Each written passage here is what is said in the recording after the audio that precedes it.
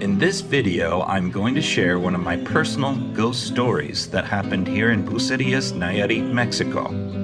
I'll also be asking some Mexican people what they think as we answer the question, is Mexico haunted? As you know, a big part of the allure of Mexico is experiencing and embracing its rich customs and culture. And one of the most famous traditions happens every November 1st and 2nd, El Día de los Muertos, or Day of the Dead. For those who aren't familiar, it's a holiday to celebrate and honor the spirits of loved ones who have passed on. Many people will create an altar with candles, photographs, personal items, and even food or beverage that their loved ones enjoyed. They will also light candles at the grave of the deceased loved ones. It's actually a very wholesome and beautiful tradition. This holiday goes all the way back to the times of the Aztecs. The Spanish actually changed the original time of year for this holiday from the summer to the fall in order to adapt the indigenous holiday into their own. All Saints' Day, November 1st, and All Souls' Day, November 2nd. And like the United States, much of Mexico does celebrate Halloween on October 31st, especially in the northern states of Mexico. Now, from my own experience, it seems that this openness and acknowledgement of the spirit world allows Mexican people to share their stories of ghosts and supernatural activity with the confidence that they will not be mocked or ridiculed, as it is widely accepted that the spirit world is simply another side of life here in Mexico. Upon sharing your ghostly story, you will be acknowledged and possibly offered a story in return. And that is what I will offer you today. A story of something that happened to me here in Bucerias many years ago. But first, I wanted to ask some Mexican people what they think about the spirit world. I mean, my earliest memories will be my grandma telling us stories, like literally sitting all my cousins and myself down and my brothers, and she will tell us stories. Like my cousin will be yelling like, hey grandma, can you tell us those, ghost stories? And I think we're open to it just because it's around us, around our culture, and like Day of the Dead is like, I mean, it doesn't mean that ghosts are gonna come out or anything like that. It means like you're respecting that people are already gone and you're just honoring them. Yeah. But at the same time, it does make you think about the other side. ¿Y tiene experiencias personal? Yo tuve una, yo cuando rentaba una casa, ahí tuve varios eventos que sucedieron, que yo pensaba que los encontraba a veces explicación, pero se me hacían muy raros. Por ejemplo, en esa casa precisamente, se azotaban las puertas de repente, no siempre, pero se azotaban. También se veían, yo me tocó ver siluetas así de repente que cruzaban de un lugar a otro. Bueno, yo como mexicana quiero contarle una historia que me pasó cuando yo estaba chiquita. Ajá. Mi mamá nos decía cada vez que nos portábamos mal que nos iba a salir el diablo. Y normalmente nosotros la ignoramos. Ay, ¿cómo cree mamá? Pero realmente sí. Me acuerdo que estaba un perro grandote y nosotros volteamos hacia afuera, vivíamos en un rancho y con los ojos rojos. Sí. Fue muy así pues escalofriante. Sí. Porque eran cosas que uno como mamá nos decía, te va a pasar esto y el otro, y no creíamos. Pero normalmente como mexicanos sí existen cosas fantasmas y pues la gente a veces ignora, pero sí es cierto eso, sí. Porque me ha pasado a mí. Wow. Sí. Sí. Y cuando practica con otra gente, otros mexicanos, muchos tienen una historia. Sí, yo conté mi historia esa y normalmente la otra persona tenía más cosas que contar. Sí. Le pasó a mis hermanos que cuando iban así un poco caminando, platicando y pues un poco tomados de cerveza, le salió una puerca a ellos y que la puerca los persiguió, pero era el diablo, ellos decían, que le salía por este lado y por el otro. Entonces ya es otra cosa que le pasó a ellos. Pero normalmente cada mexicano tiene diferente historia de contar. Sí. Y si realmente uno pregunta a cualquier gente, yo digo que sí. Pues muchas gracias. Gracias a usted. So as promised, I'd like to share my story with you right now. So I actually lived in Bucerias for about a year in 2011.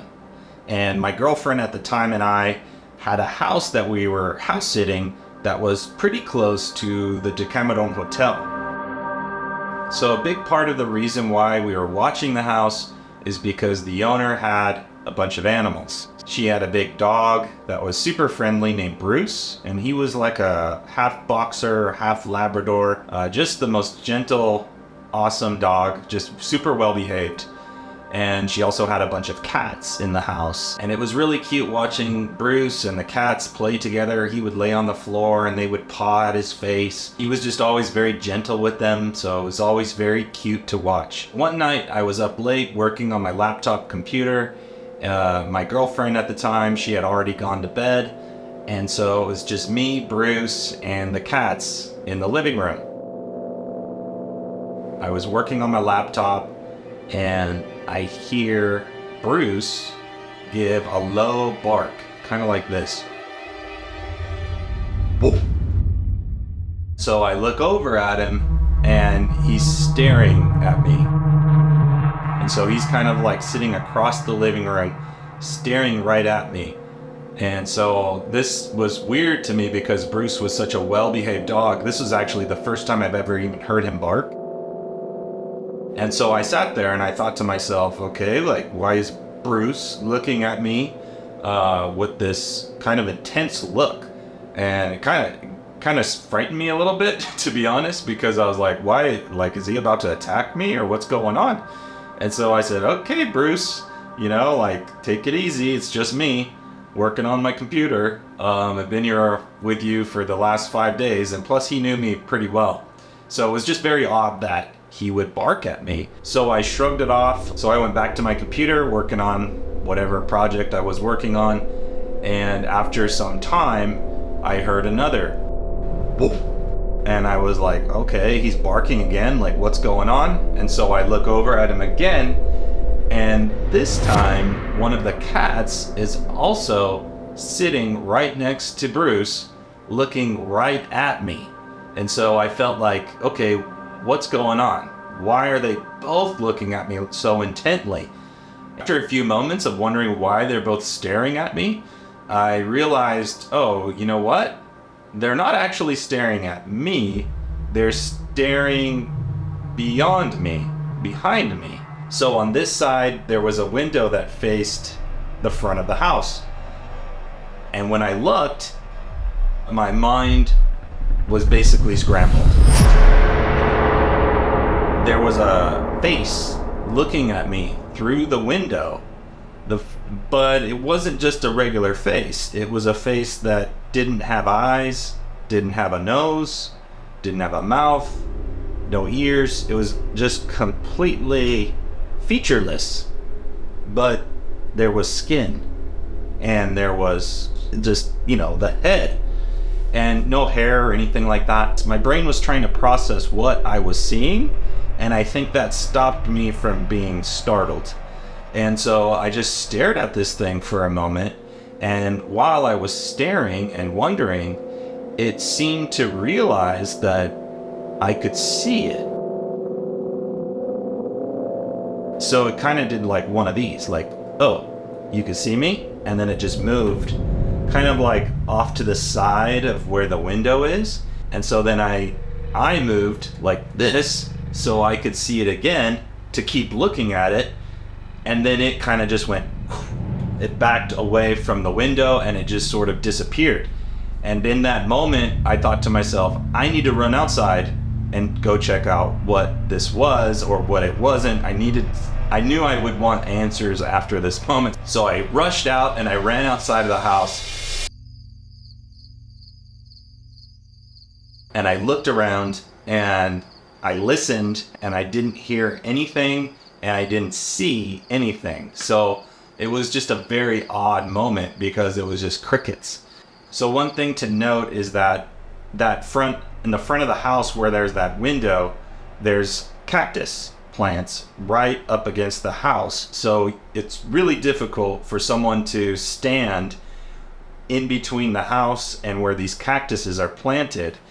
And so I just went, there's no way that somebody was standing there and then they were able to run out of there without me hearing or seeing them, or seeing cactuses like kind of shake after they've been moved, and the person somehow ran as quickly as the flash to get out of this area. And it just didn't make any sense to me. And so, I told my girlfriend, I was like, I saw this, and so did the animals. They were looking at this weird thing too. And, we just never really had a good explanation for what that was. I also told the owner of the house what I saw, and they just kind of laughed like, I don't know what that was. I've never seen anything like that here at this house. Never experienced anything paranormal at the house. So whatever it was visiting to check out what I was working on my computer. I don't know. Here's the kicker. One day, not too long ago, I was talking to somebody who's lived here in Bucerias for a very long time, and he was telling me about some things that he's experienced here, and I told him what happened, what I just told you, and he just nodded and listened, and at the end of my story, he said, I know this thing. And I was like, whoa, what? And he said, yes, I know this thing.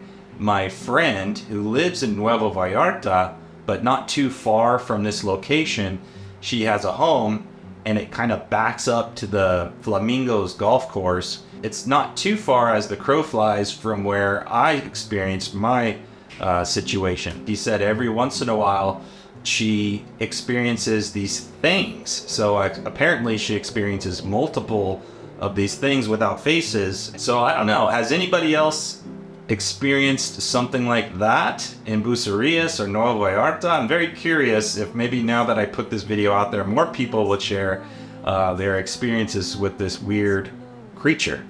So that's gonna do it for my ghost story that happened to me here in Bucerias, Nayarit many years ago. Comment below. I'm curious if you guys like this style of video. It's kind of veering off in a different direction from what we normally do on the channel, but I thought since it's Halloween, I'd give it a try. I'm very interested in the paranormal subject, and Mexico is full of folklore. I have more stories of my own to share. If you're interested, let me know. I'll probably make a different YouTube channel just for videos like these. So if you liked today's video, hit the like button, subscribe to the channel, and thank you to all of our channel members. Thanks for all the super chats. I hope you guys enjoyed today's video. De mi familia a la tuya, Dios te bendiga.